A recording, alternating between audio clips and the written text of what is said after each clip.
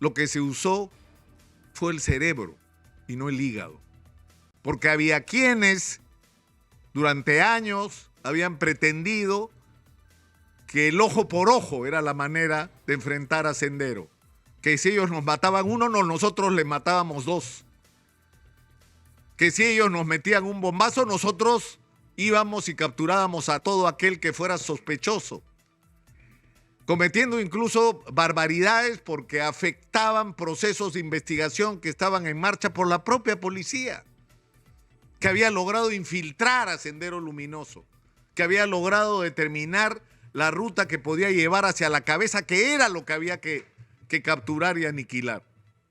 Pero felizmente en este proceso, que yo creo que no tiene que ver con quién estuviera en el gobierno, había un proceso en marcha en el ejército sobre todo, y fundamentalmente en la Policía Nacional, que ya era indetenible.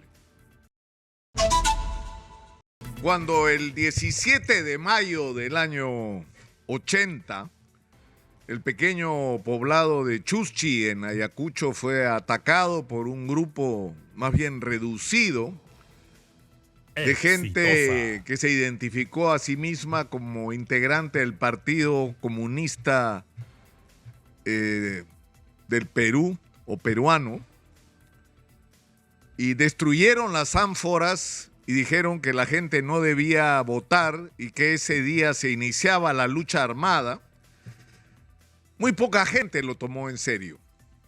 Así como no se había tomado en serio una década en que en las universidades se escuchaba el discurso de un grupo delirante que decían que la única salida para los problemas de este país era la lucha armada y que el partido que ellos representaban tomara el poder. Nadie los tomó en serio.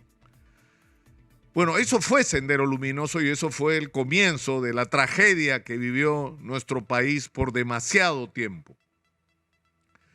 Y el gran problema fue la incomprensión del fenómeno que estábamos enfrentando. En un primer momento, porque en ese entonces estaba Fernando Belaúnde Terry en la presidencia, se llegó a afirmar que esto era un grupo de abigeos, de delincuentes a los que no había que darle la mayor importancia.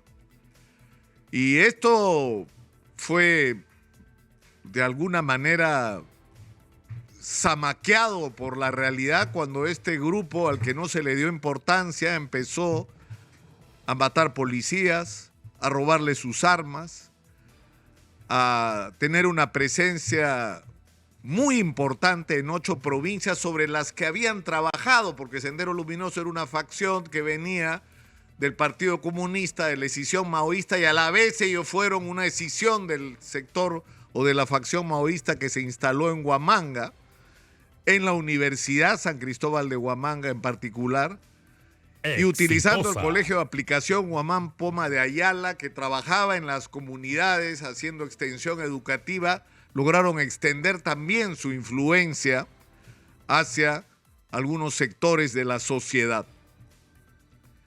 Y el problema es que cuando se produjo, me parece que fue en octubre del año 82, la toma de la cárcel central de Ayacucho y el rescate de todas las personas de Sendero Luminoso que estaban presas, por fin se tomó conciencia de la gravedad del problema. Y se cometió un error muy grave. En diciembre del año 82 se le entregó el gobierno de 8 provincias del Perú a las Fuerzas Armadas. Y se inició un proceso de crear lo que se llamaban los comandos político-militares. Desaparecía el liderazgo y la autoridad civil y quienes tomaban todas las decisiones eran los militares.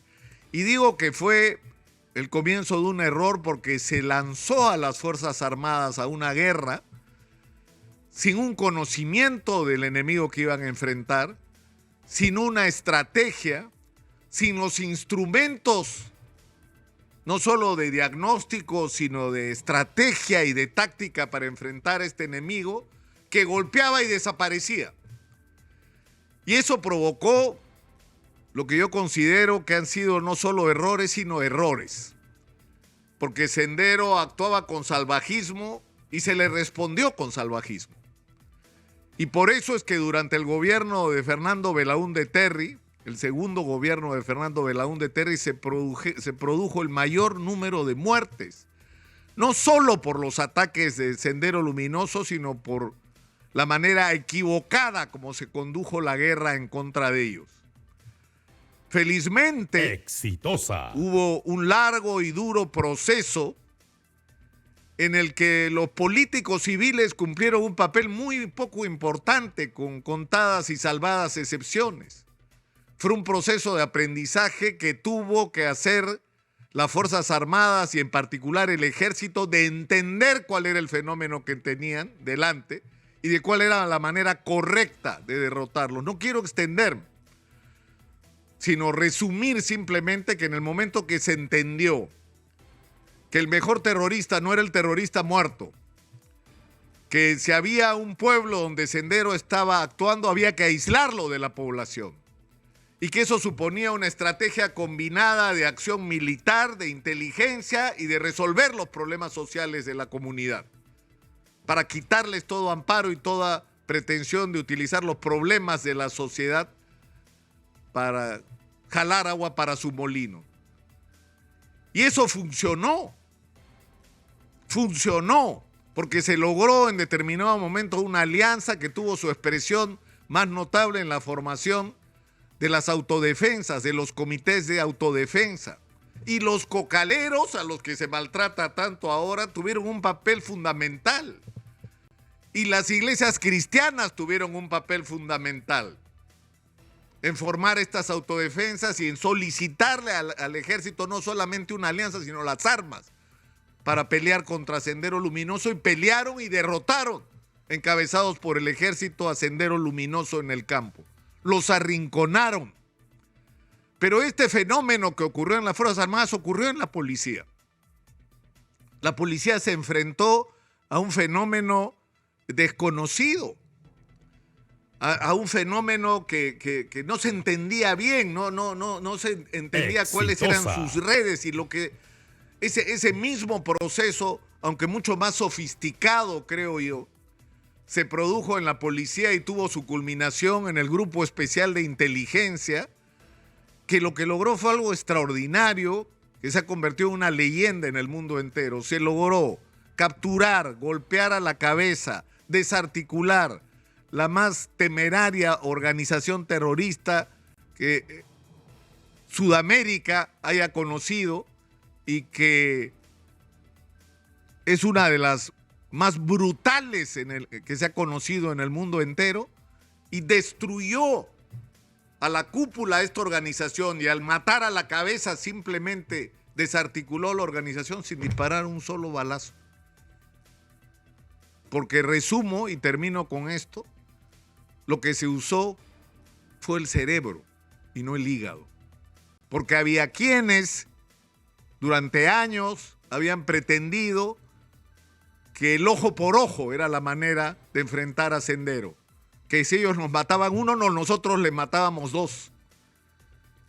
Que si ellos nos metían un bombazo, nosotros íbamos y capturábamos a todo aquel que fuera sospechoso, cometiendo incluso barbaridades porque afectaban procesos de investigación que estaban en marcha por la propia policía, que había logrado infiltrar a Sendero Luminoso, que había logrado determinar la ruta que podía llevar hacia la cabeza, que era lo que había que capturar y aniquilar. Pero felizmente en este proceso, que yo creo que no tiene que ver con quién estuviera en el gobierno, había un proceso en marcha en el ejército sobre todo, y fundamentalmente en la Policía Nacional, que ya era indetenible. Es decir, había miembros notables del ejército y de la Policía Nacional que habían hecho suya la guerra contra Sendero Luminoso. Y yo puedo dar fe de que mucha de esta gente sacrificó años de sus vidas, muchos de ellos sacrificaron a sus familias, no pudieron participar de manera directa en la educación de sus hijos porque estaban 24/7, como se dice ahora, enfrascados en la guerra por derrotar a Sendero Luminoso, y lo lograron. Y yo creo que el día de hoy, que se conmemoran los 31 años de la captura de Abimael Guzmán y de la cúpula de Sendero Luminoso, tendríamos que hacer dos cosas.